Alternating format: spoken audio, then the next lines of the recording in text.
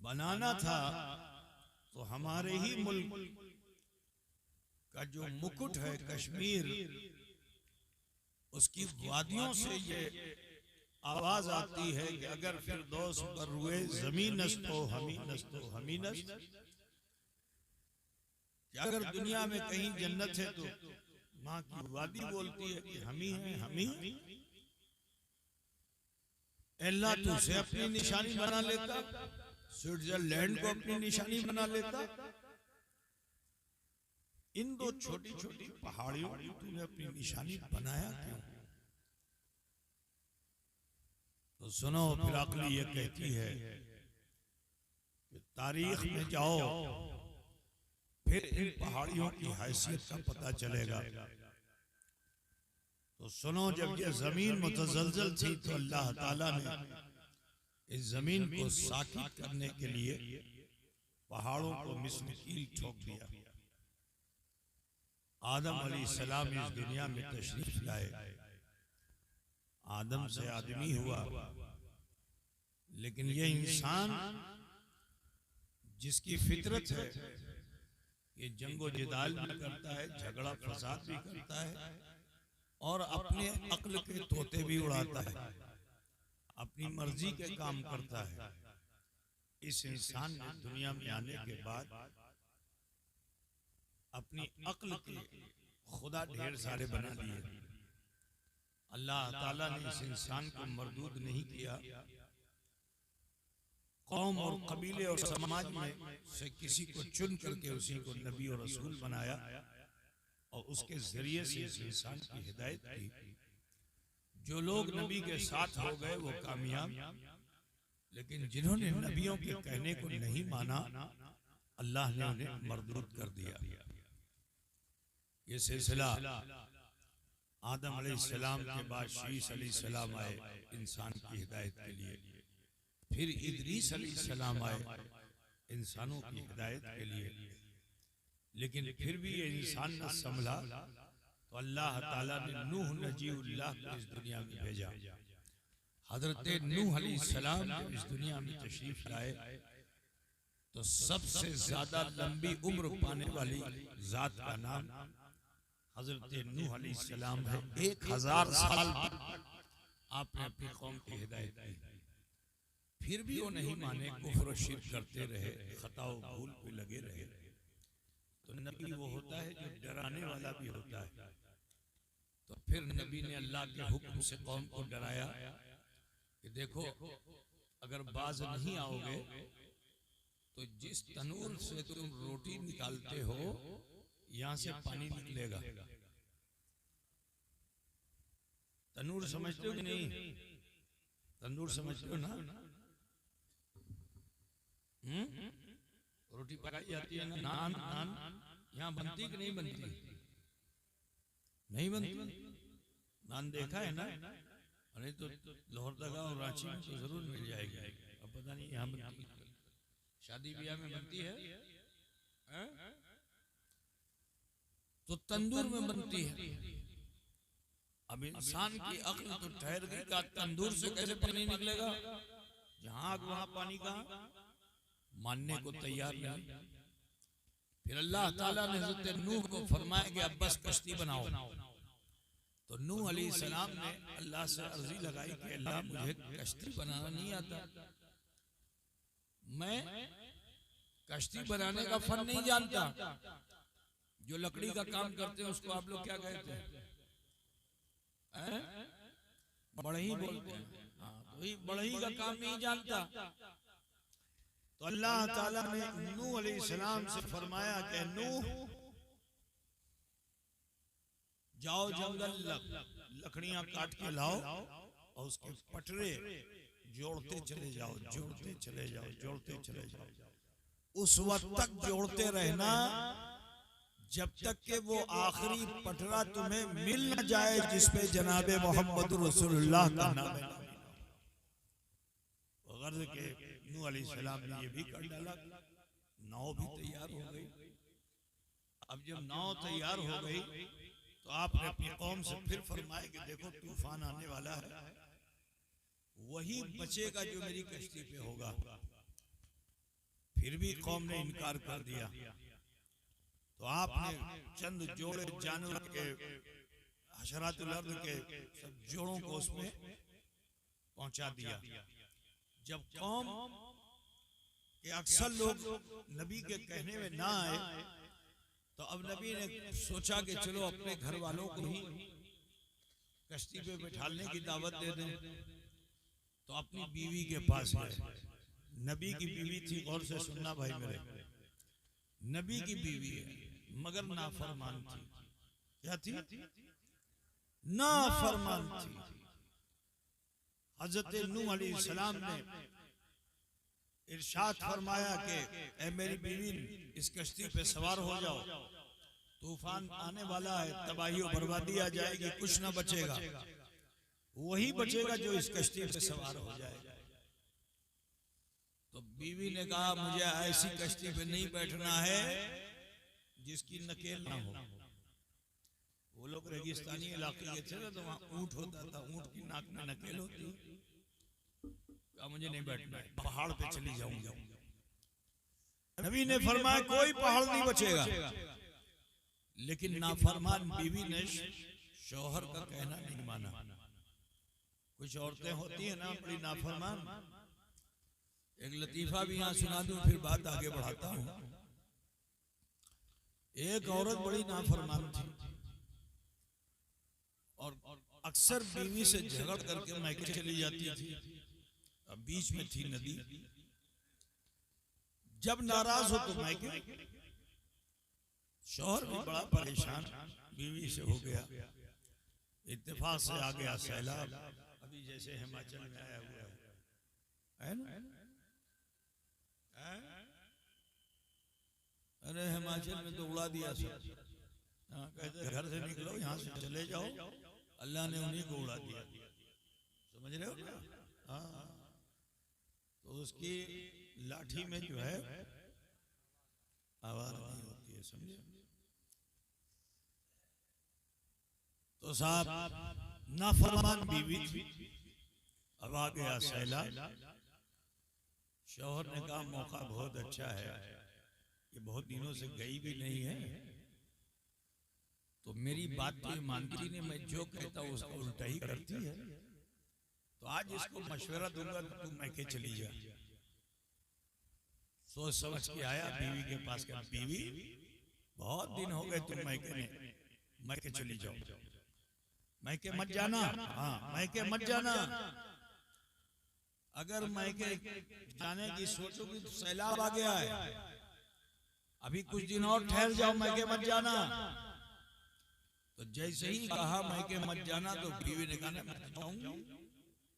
उल्टा जल्दी जल्दी तैयारी किया। जैसे जैसे वो तैयारी करती जा रही है, शौहर बार बार कहता है ठहर जा, रुक जा। जितना करा उतना उसकी स्पीड बढ़ती जा रही है। नदी के किनारे की रहने वाली थी, हत्ता के जोश में, गुस्से में पानी में छलांग लगा दिया उसने। जब तक तैरने की सलाहियत थी तैरती रही, लेकिन जब हाथ पैर उसके शल होने लगे तो जानवर भी बह रहा था, तो उसने एक जानवर की पूंछ पकड़ ली। तो शौहर ने देखा कि अब तो लगता है बच जाएगी, किनारे पार लग जाएगी।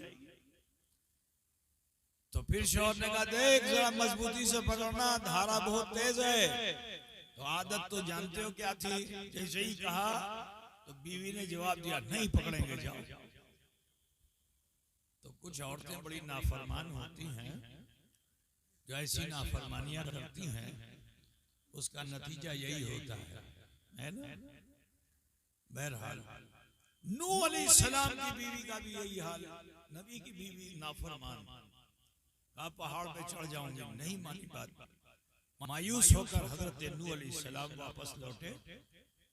तो यूं तो आपके बहुत से बेटे थे, लेकिन एक बेटा था कनान, और उसको नूह अलैहिस्सलाम चाहते भी बहुत थे।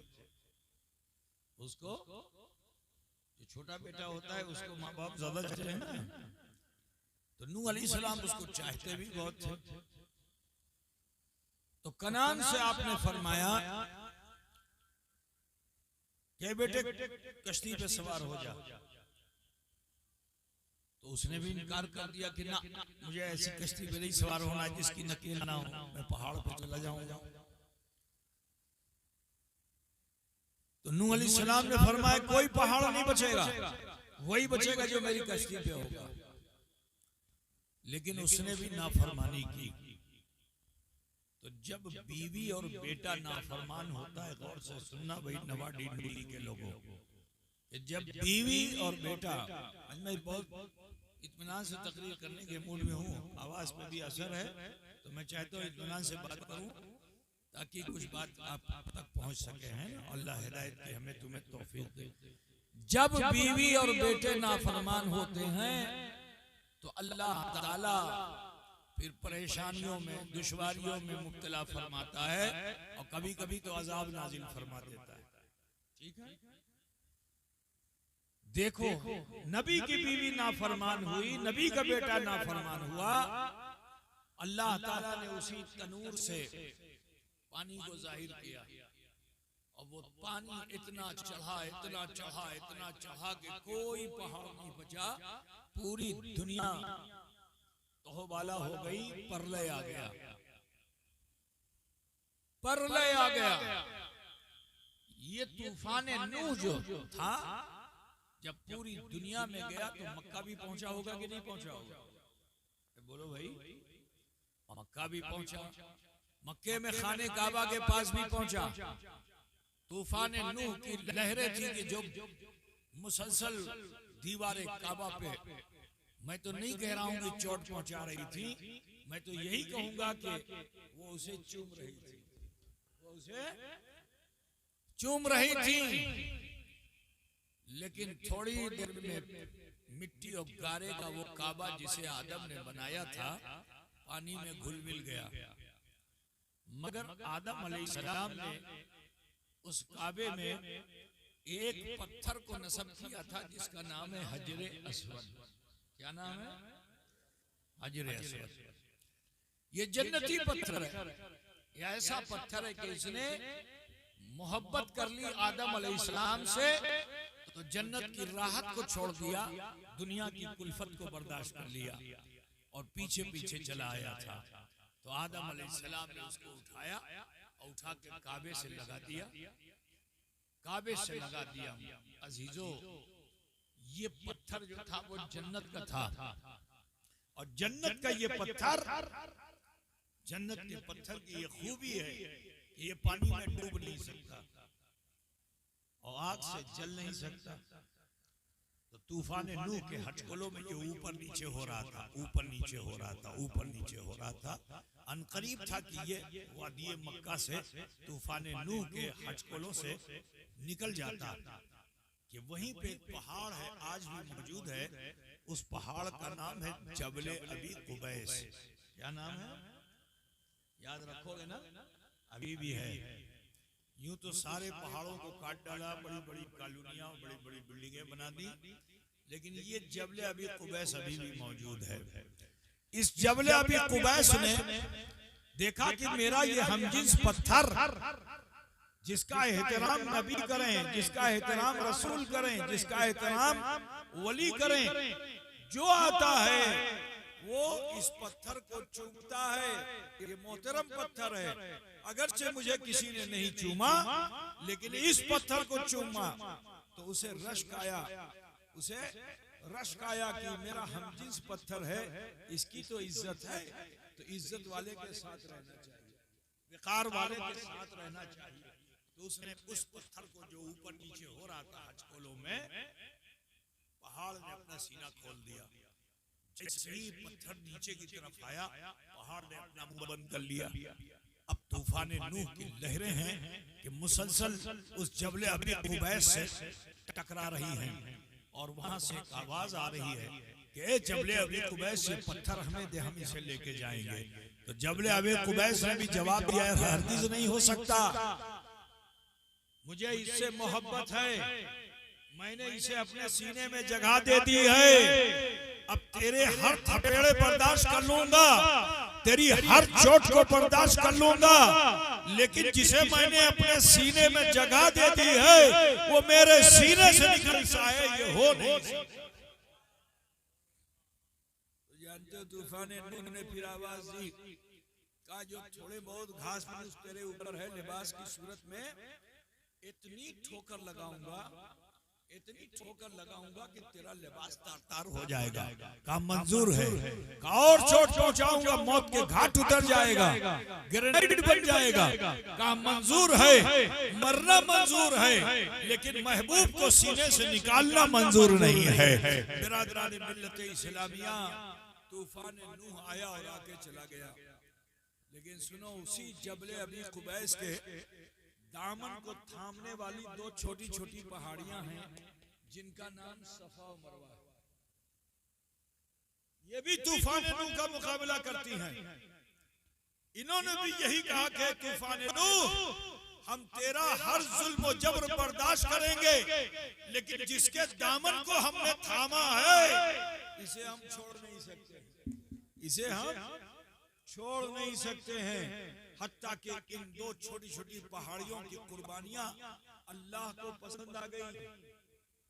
अल्लाह को अच्छा पसंद आ गई तो मतलब नहीं कि अल्लाह तुम्हें पसंद कर ले तो फौरन जो आसमान से छप्पर फाड़ के देने लगेगा, बात समझे, मिलेगा। हम लोग तो यही समझते अब तो अल्लाह खुश हो गया, अब हमें तो सब मिल जाना चाहिए। यही इंसान की बड़ी नादानी है। अल्लाह देगा, तुम्हारी नस्लों में देगा। अगर तुम ईसार और कुर्बानी का जज्बा रखोगे तो तुम्हारी नस्लों को खुदा देगा। जरा सोचो वो बेजान पत्थर पहाड़ जिसका नाम सफा और मरवा है, ठीक है, इन्होंने जो कुर्बानी पेश की, ईसार पेश किया, अपनी मोहब्बत पे कुर्बान हो गए, तो जानते हो अल्लाह ने उनकी इस कुर्बानी को पसंद फरमा लिया। 3,500 साल तक वो इलाका कैसा था मालूम है? गैर जीजरा बना हुआ था, न कोई वहां घास उगती थी, न वहां पीने का पानी था। इंसान क्या जानवर भी वहां नहीं ठहरते थे, और जानवर क्या जो मूजी जानवर थे वो भी नहीं ठहरते थे, सांप बिच्छू भी वहां नहीं रुकते थे। परिंदे भी उस पहाड़ के ऊपर आके कुछ देर राहत नहीं हासिल करते थे। वो इलाका इतना वादी गैर जीजरा हो गया 3,500 साल के तक। लेकिन जानते हो 3,500 साल के बाद अल्लाह ताला ने हजरत इब्राहिम खलीलुल्लाह को पैदा फरमाया।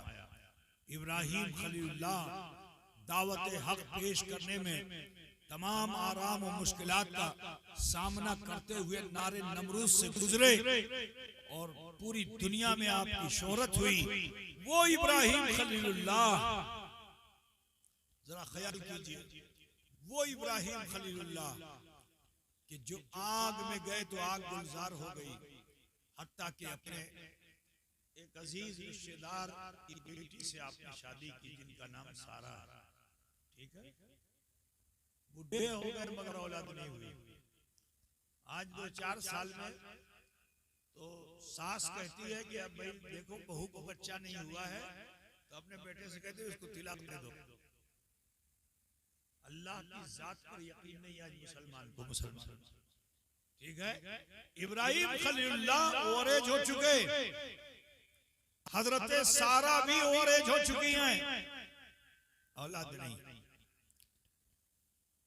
अब जब औलाद नहीं तो हजरत सारा ही ने कहा कि मेरी ये सहेली है हाजरा, इनसे रिश्ता कर दो, औलाद होगी। इब्राहिम खलीलुल्लाह ने हजरत हाजरा से भी शादी कर लिया। देखो जब अगर बहू आबिदा हो, बहू जाहिदा हो, बहू मुत्तकिया हो, बहू परहेजगार हो, ठीक है, तो जब वो बहू आती है अपने घर में ससुराल में तो बला नहीं आती, बलाएं भाग जाती हैं। जहमत में रहने वाले लोग रहमत में आ जाते हैं, मुश्किलात में रहने वाले लोग आसानियों में आ जाते हैं। तो बहू को बहू समझो, और बहू को भी चाहिए कि वो कनीज़े फातिमा बनकर जिंदगी गुजारे। तो जिस घर में कदम रखेगी वहां जहमत नहीं आएगी, रहमत आएगी। हजरत हाजरा वो हैं जो आबिदा हैं, जाहिदा हैं, मुत्तकिया हैं, परहेजगार हैं, शादी हुई, जैसे ही रिश्ता हुआ, घर में कदम रखा, अल्लाह का करम ऐसा कि सारा तो बांझ हो चुकी थी, बूढ़ी हो चुकी थी, लेकिन अल्लाह की कुदरत कि इधर हजरत हाजरा के शिकम में इस्माइल अलैहिस्सलाम आ गए और उधर हजरत सारा के बतन में हजरत इसहाक आ गए। ठीक है ना। मैं बहुत तफसील में जाना नहीं चाहता, 2 रोज पहले आपने बहुत कुछ उलमा से सुन लिया होगा। मैं जिस टॉपिक पे आना चाहता हूँ, जो पॉइंट देना चाहता हूँ, वो सुनिए आप। ठीक है, क्यों भाई सुनेंगे बंद कर दूं? तब उठक बैठक क्यों हो रही? अब आए हो तो थोड़ा सा बैठो ना, इधर घबराए क्यों होते? तुमसे ज्यादा तो मैं थका हुआ हूँ ना, मेरा पूरा जीवन इसी में निकलता है ना। अभी उदास सुनाऊंगा तो ताजुब करने लगोगे। बस आ गया हूँ तुम्हारे वहां, तुम्हारी मोहब्बत में, और लेकिन अगर तुम अपने पैमाने मोहब्बत को पेश नहीं करोगे तो शराब मोहब्बत कहां से पाओगे? है ना। पैमाने मोहब्बत को पेश करोगे तभी तो शराब मोहब्बत मिलेगी, है ना। मैं तो लेके आया हूँ ढेर सारा, थोड़ा बहुत नहीं लाया हूँ, सबको सैराब करके जाऊंगा इंशाल्लाह। लेकिन अब लेने ही नहीं चाहो तो क्या करो? भागना चाहोगे तो कैसे होगा? भाग जगाने के लिए बैठो, भागने के लिए नहीं, भाग जगाने। तकरीरें तो सुनते रहते हैं आप, है ना। तो अब सुनिए, अब आपस में हो गया मामला, इधर भी उधर भी। हजरत सारा इसरार करने लगी, इनको ऐसी जगह ले जाके छोड़ दीजिए। कहाँ तो सहेली थी, अब कहाँ इख्तिलाफ ऐसा हो गया। लेकिन अब इनको ऐसी औरत जब आ जाती है अपनी जिद पे ना, तो अब वो नहीं सोचती कि फ्यूचर क्या होगा, मुस्तकबिल क्या होगा, और बस वो बोलना शुरू कर देती है। जो कहती है मेरी होनी चाहिए, मेरी मनमानी होनी चाहिए, फ्यूचर को नहीं सोचती है। ठीक है, लेकिन वो तो वलिया थी, वो नहीं बोल रही थी, अल्लाह बोलवा रहा था।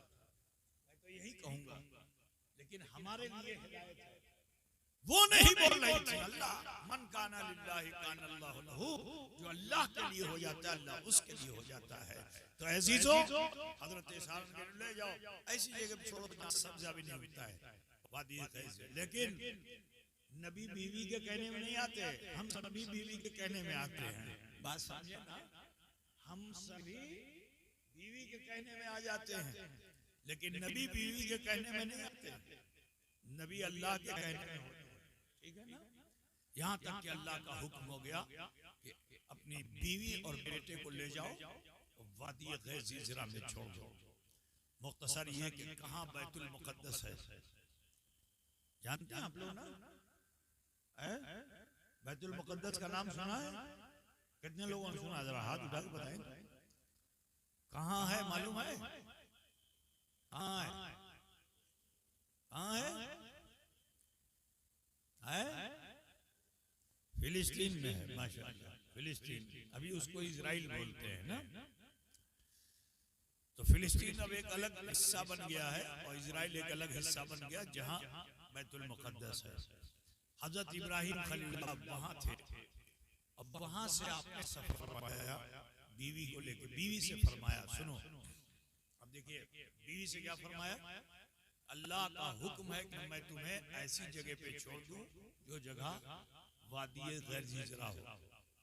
आज अगर किसी बीवी को कोई शौहर ये कह दे कि मैं तुम्हें इसी घर में छोड़ के जा रहा हूँ, मेरे ही घर में रहना, लेकिन वो आपस में नहीं आऊंगा, तो बोलो बीवी क्या बोलेगी?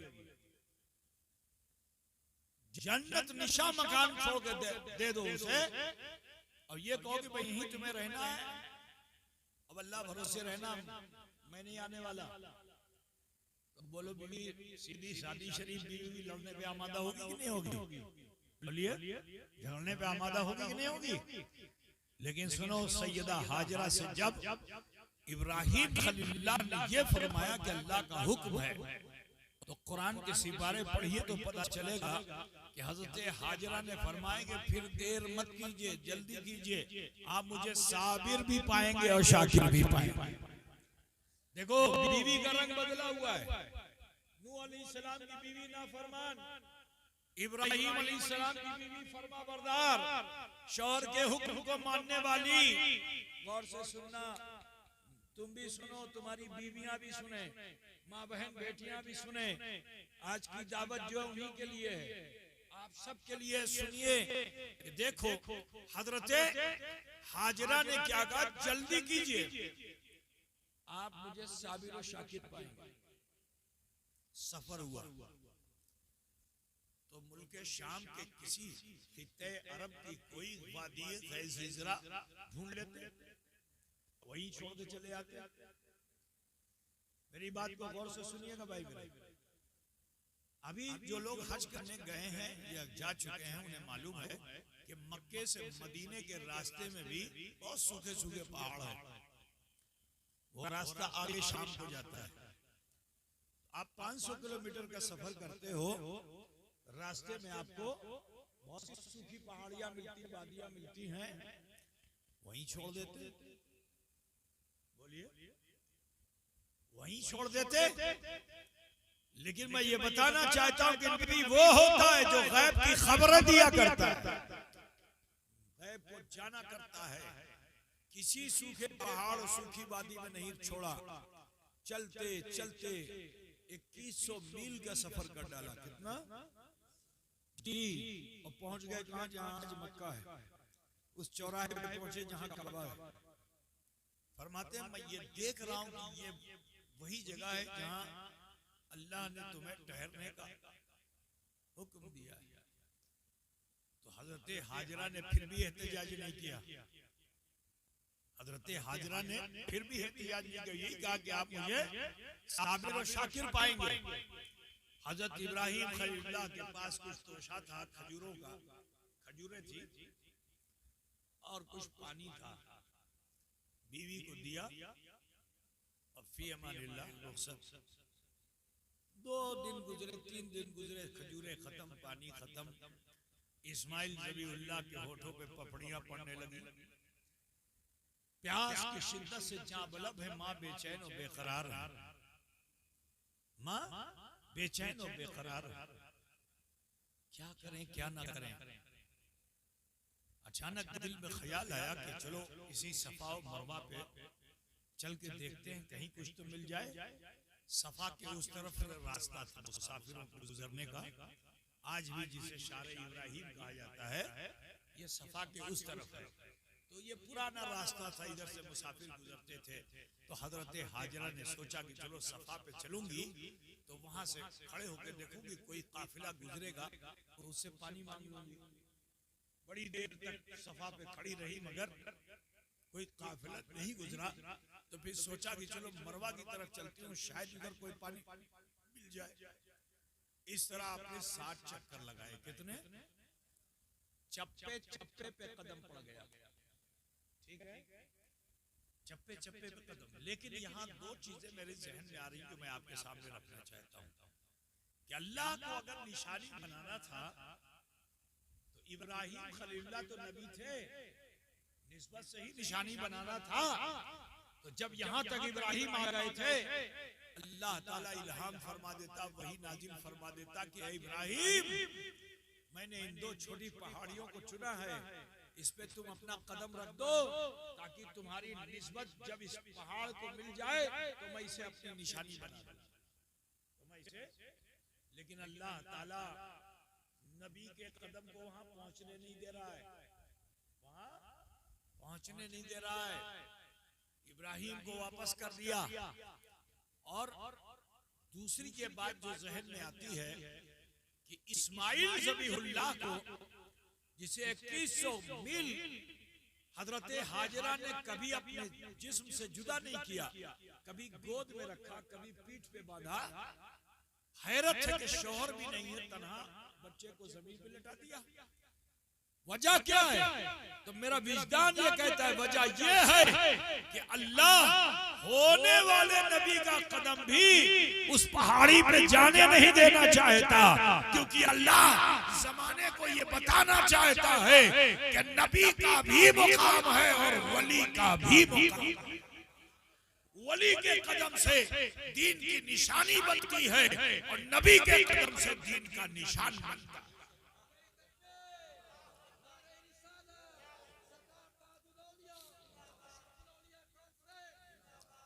सुनो, दीन का निशान भी है। क्या है? एक पहाड़, एक चट्टान और भी जन्नत से आई थी, जिस चट्टान को हम और आप मकामी इब्राहिम कहते हैं। काबे शरीफ के सामने देखा ना, एक केव, पिंजरा बना हुआ है जिसमें हजरत इब्राहिम खलीलुल्लाह के कदमों के निशान है। मालूम है ना आप लोगों को? ये चट्टान ऐसी जन्नती चट्टान है। इब्राहिम खलीलुल्लाह जब काबा बना रहे थे तो उनको अगर उठना होता था तो उठने खुद ही उड़ जाता था, चलना होता था तो वही चलता था, ठीक है, नीचे आना होता था तो वही आता था। इब्राहिम खलीलुल्लाह को मशक्कत में नहीं रहने देता था, ठीक है। जब काबा मुकम्मल हो गया था तो उस वक्त इब्राहिम खलीलुल्लाह ने एक दुआ की थी कि रब्बना वबअस फीहिम रसूला, अल्लाह यहाँ ऐसे लोगों को आबाद कर दे जो काबे की हिफाजत करने वाले हो, इन्हीं में से किसी को रसूल मबूस फरमाना, ठीक है। तो जैसे ही ये दुआ की थी तो पहाड़ ने, उस चट्टान ने इब्राहिम खलीलुल्लाह के कदम का निशान ले लिया ताकि ये तारीख बनी रहे। और जब निशान कदम ले लिया तो अल्लाह ताला ने उस चट्टान को दीन का निशान बना दिया। कुरान में आया है कि वतखिज़ु मिन मुकाम इब्राहिम मुसल्ला, कि मुकाम इब्राहिम को मुसल्ला बना लो, और चाहे नवाडी की मस्जिद हो या खाने काबा हो। आप समझे?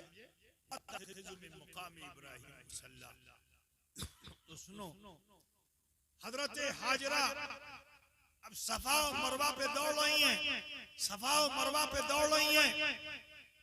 चप्पे चप्पे पे आपका कदम पड़ गया, यूं कह लो कि हाजरा का हजर से मिलन हो गया। तवज्जो चाहता हूं, हाजरा का हजर से मिलन हो गया। तो जब दो मुत्तकियों का मिलन होता है तो असर बेटे की एंडियों पर जाहिर होता है। सुनो, हजरत हाजरा का मिलन जब हजर से हुआ तो जानते हो हजरत इस्माइल की एंडियों पर पानी का वजूद हुआ, पानी जाहिर हुआ। क्या जाहिर हुआ?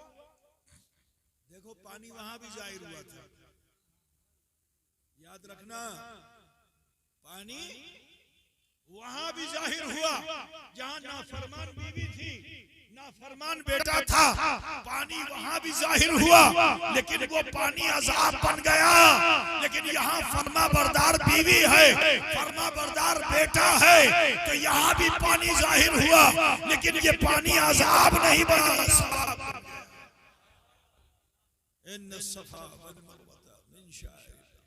ये बेशक सफा और मरवा अल्लाह ही की दो निशानियां हैं। तो अजीजो, आपसे कहना यही है, थोड़ी सी बात आगे और भी बढ़ा दूं क्योंकि हम सब गौस पाक के मानने वाले हैं, है ना? क्यों भाई मानने वाले हैं ना?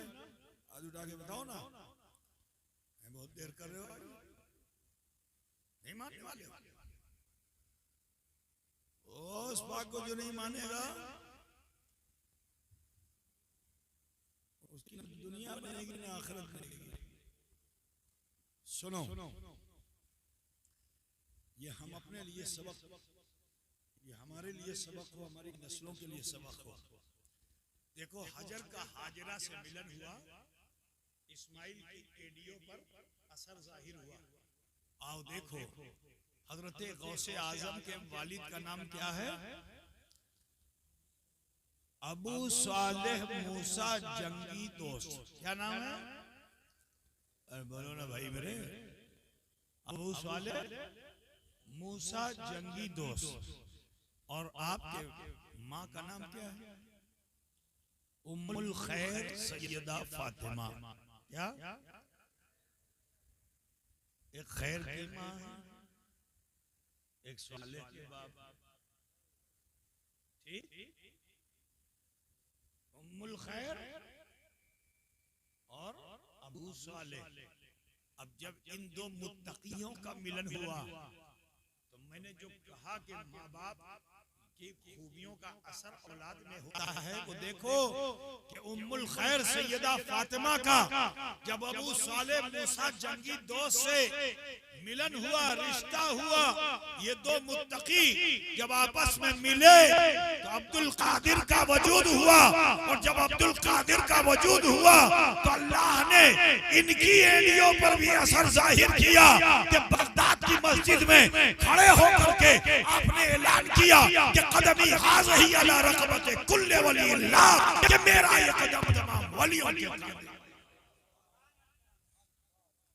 तो लिहाजा है मुसलमानों, आप सबसे कहना है, आज हम लोगों के पास अक्सर लोग आते हैं कि हजरत हम लड़के के ऊपर बहुत ध्यान देते हैं, लड़का बड़ा नाफरमान हो गया, कहना नहीं मानता है, दुआ कर दीजिए, ताबीज़ दे दीजिए, लड़का नाफरमान।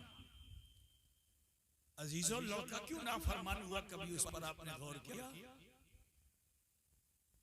उसकी वजह यह है कि अगर माँ बाप जवानी में कदम गलत उन्होंने उठाया है, अगर उन्होंने जवानी में शरीयत के खिलाफ जिंदगी गुजारी है तो औलाद नाखलफ होगी, चाहे जितना उसको पढ़ा डालो, उसको डीएम बना लो, चाहे आईएएस बना लो, चाहे पीएस बना लो, चाहे जितना वो पढ़ लेगा वो तुम्हारे काम आने वाला नहीं। ये बहुत ही बिल्कुल तजर्बे की बात बता रहा हूं। लेकिन आप अगर आबिद हैं, आपकी बीवी आबिदा है, अगर आप शरीयत के मुताबिक जिंदगी जी रहे हैं तो मैं लिख के देता हूं कि अगर तुम्हारा बेटा नाखलफ भी होगा तो खलफ होगा। बात समझ रहे हैं आप?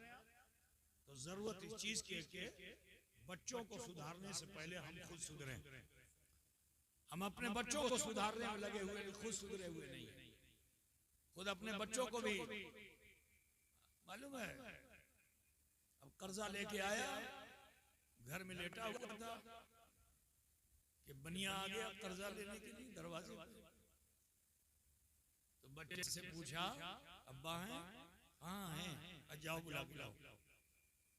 अब जब वो घर में गया बच्चा तो अब्बा से कहा कि बाहर जो है बनिया आया हुआ है, आपको बुला रहा है।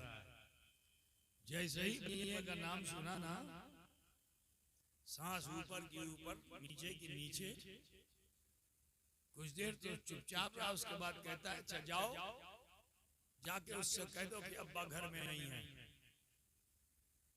बच्चा भी पहुंचा दरवाजे पे बनिए के पास। बनिए ने पूछा क्या हुआ? कहा अब्बा कहते हैं कि जाके कह दो कि अब्बा घर में नहीं है। समझ रहे हैं ना?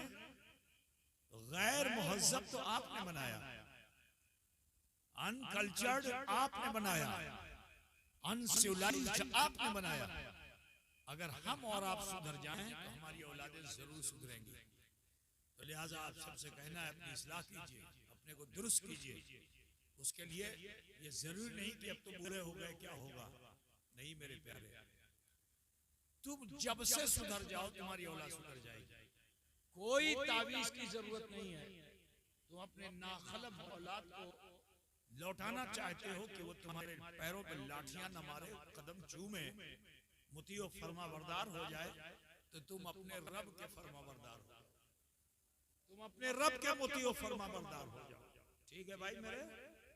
तो उसके लिए एज की लिमिट नहीं, सीमा नहीं है।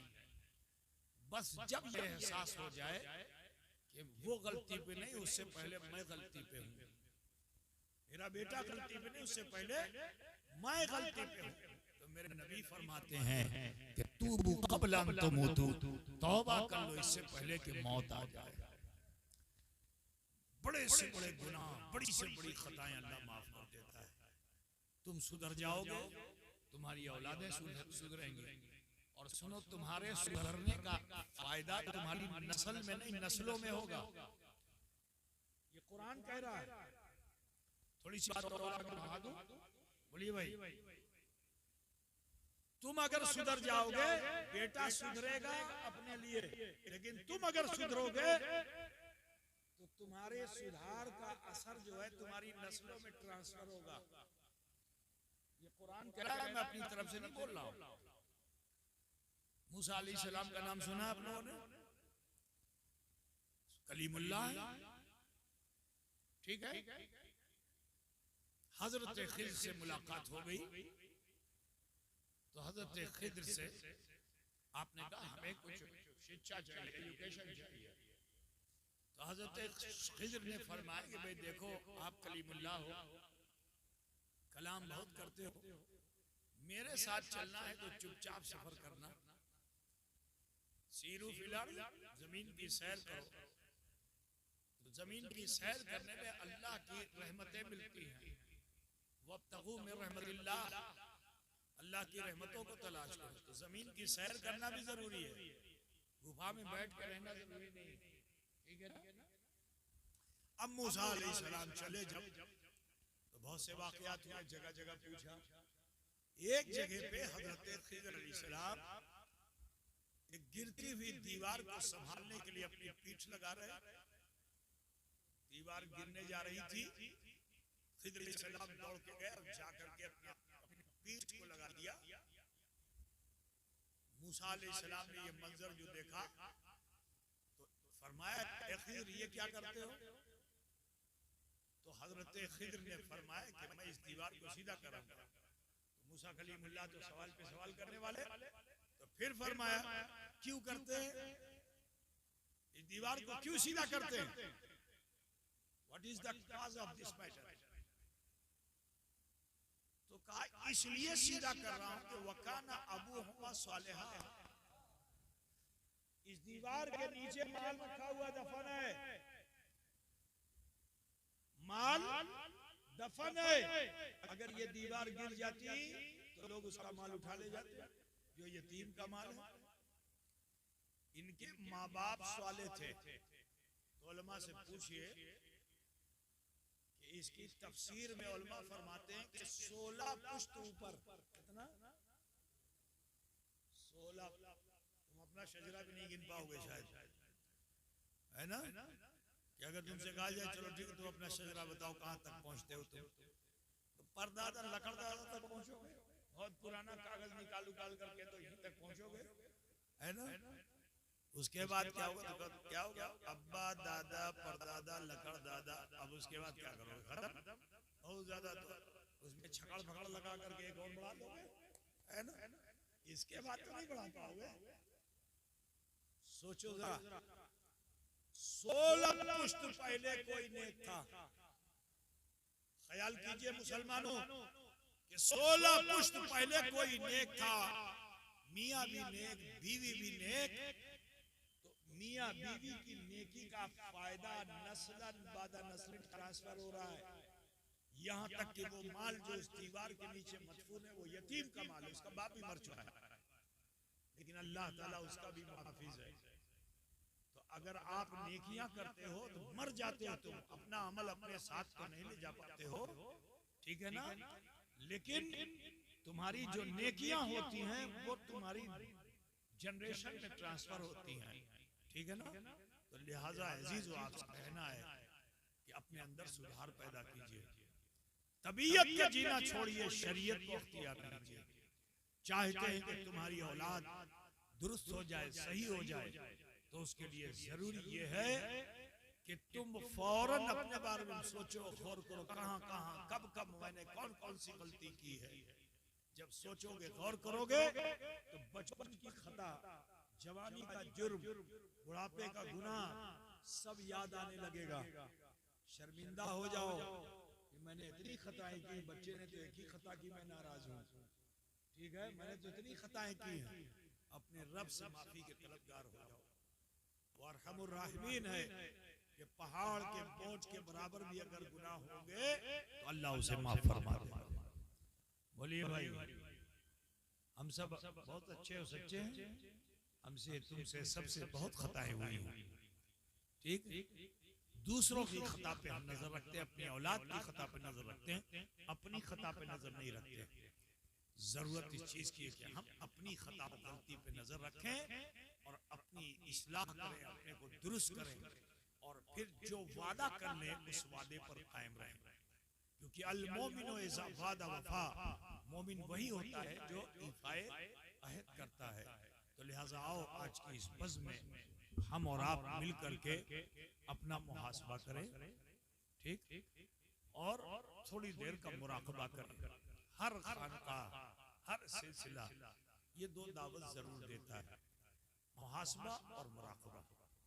मुराकबे में ये पहला मुराकबा एक बहुत बड़ा चैप्टर है, इसमें बहुत बड़ा चैप्टर है मुराकबे का, लेकिन इसका जो पहला दरवाजा है वो क्या है? एहसास। किस चीज का एहसास? अल्लाह मुझे देख रहा है, अल्लाह मुझे, यही भूले हुए जब जुर्म होता है। इंसान जुर्म क्यों करता है? क्योंकि वो भूला हुआ है कि अल्लाह मुझे देख रहा है। जरा सोचिए कि मैदान महशर हम और आप जब पहुंचेंगे तो हमारे जुबान पे अल्लाह ताला लगा देगा और जिस हाथ से तुमने जुर्म किया ये हाथ बोलेगा, ये उंगलियां बोलेगी, ठीक, ये घुटना बोलेगा, ये पैर बोलेगा, तुम्हारे जिस्म के आज़ा को अल्लाह जुबान दे देगा, वो बोलेगा। तो जो ऐसा कादिर रब्बुल आलमीन है कि महशर में तुम्हारे जिस्म के आज़ा को बेशुमार जुबान अता फरमा दे, जरा सोचिए कि आपने दुनिया में अगर जुर्म किया और अल्लाह ताला चाह ले कि मुजरिम ने जो जुर्म किया है तो जिस चीज से जुर्म किया है वही गवाही देने लगे। हाथ से चोरी किया है, हाथ गवाही देने लगे। पैर से खता की है, पैर गवाही देने लगे। तो अगर ऐसा दुनिया में होने लगे तो बताओ कोई बाप अपने बेटे के सामने खड़ा होगा?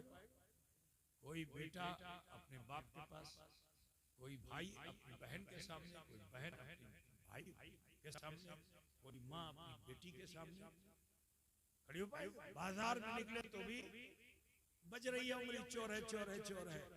बोलिए, जी पाओगे? अगर तुम्हारे जिस्म की उंगलियां बोलने लगे चोर है, चोर है, चोर है, जानी है, जानी है, जानी, जी पाओगे? चुल्लू भर पानी में मरने को मन चाहेगा। लेकिन उसकी रहीमी और करीमी है कि वो अलीम और खबीर रब्बुल आलमीन कि जो हमारी सारी नक्ल हरकत से वाकिफ है।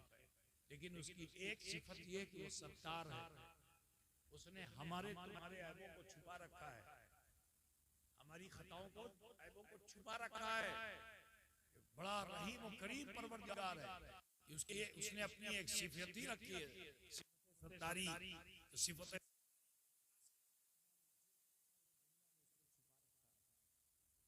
ठीक महशर में खुलेंगे गुनाह हमारे। समझ रहे नहीं समझ रहे? अल्लाह देख रहा है तुम्हारा एक परवरदिगार, कितना बड़ा रहीम है परवरदिगार, करीम है परवरदिगार। अल्लाह ताला अपने बंदे से यही चाहता है कि मेरा बंदा अपने जुर्मो खता का एहसास करके मेरी तरफ लौट आए। मस्जिद बना के लौटे, कोई बहुत बड़ा काम नहीं किया आपने। जरूरी नहीं कि अल्लाह तुमसे राजी हो जाए, क्योंकि उसमें तुम्हारा तकब्बुर अल्लाह को नापसंद हो गया तो पूरी मस्जिद का बनाना बेकार हो जाएगा। बात समझे? लेकिन अगर तुम आजिज़ी और इनकिसारी के साथ, खौफ और खशियत के साथ अपने परवरदिगार की बारगाह में छोटे या बड़े गुनाह लेकर हाजिर हो जाओ और अल्लाह से माफी मांगो ना, तो ऐसा रहमान और रहीम है, जैसे ही तुम माफी मांगते हो हदीस शरीफ में आया कि वो समंदर के झाग के बराबर भी गुनाह होते हैं तो उसे माफ कर देता है। ऐसा रहीम और करीम परवरदिगार है। उसकी बारगाह में लौटिए मुसलमानों और अपने रब से माफी मांगिए और वादा अल्लाह ही से कीजिए कि अल्लाह जो खता कर डाली अब नहीं करूंगा। आने वाली जो जिंदगी तूने बख्शी है अल्लाह तू मुझे सिराते मुस्तकीम पे रखना, इसी पे रखना जिस पे तेरा ही नाम है, उससे बचाना जिस पे तेरा गजब है। मेरे अजीज, अगर इस वादे के साथ आप अपनी जिंदगी जीने का अज़्म करोगे तो अल्लाह ताला तुम्हारे सीनों से गुनाह खता की कालक को दूर करके नूरे ईमान से तुम्हारा सीना रोशन कर देगा। फिर उसी के उजाले में जब जिंदगी जियोगे तो बुराई की तरफ दिल नहीं लगेगा, अच्छाई के कामों को करने में आपका दिल लगेगा। बोलिए भाई, चाहते हैं कि आज इसी पल अल्लाह ताला हमारे आप सबके गुनाहों को माफ फरमा दे, जो हमारे लिए इतना रहीम और करीम है। तो देखिए, हर खानदान की तालीम है मुराक़बा और मुहासबा। आओ हम सब भी अदब को बजा लाकर अपने रब के हुजूर हाजिर हों, इस एहसास के साथ कि अल्लाह मुझे देख रहा है। फिर अपनी जिंदगी में झांक कर देखिए कहाँ कहाँ भूल और खता हुई, उसे इकट्ठा करके रहमुर राहिमीन की बारगाह में पेश कर दीजिए। वो गफूर है, रहीम है, हमारे आप सबके छोटे बड़े गुनाहों को माफ फरमाने वाला है। अपने हाथों को नाभि पे बांध लीजिए। माँ बहन बेटियां अगर सुन रही हैं तो वो सीने पे हाथ रखें जैसे नमाज में रखती हैं, और सभी लोग अपनी अपनी आंखें बंद कर लीजिए। अब किसी एक का भी ख्याल अपने ज़हन दिल पे मत रखिए। सोचिए और गौर कीजिए कि मैं क्या हूँ, मैं क्या था, मुझे क्या होना चाहिए। जब ये सवाल आप अपने दिल से करेंगे तो ये दिल आपको आपका बचपन दिखाएगा, आपकी जवानी दिखाएगा, आपका बुढ़ापा दिखाएगा, अब तक की जिंदगी दिखाएगा। अगर उसमें कहीं कोई ऐब, नक्स, खता, भूल नजर आ जाए, जल्दी से जमा करके रब्बुल इज्जत की बारगाह में पेश करके उस गफूर रहीम से माफी के तलबगार हो जाइए। अल्लाह ताला हमारे आप सबके छोटे बड़े गुनाहों को जरूर भी जरूर माफ फरमाएगा।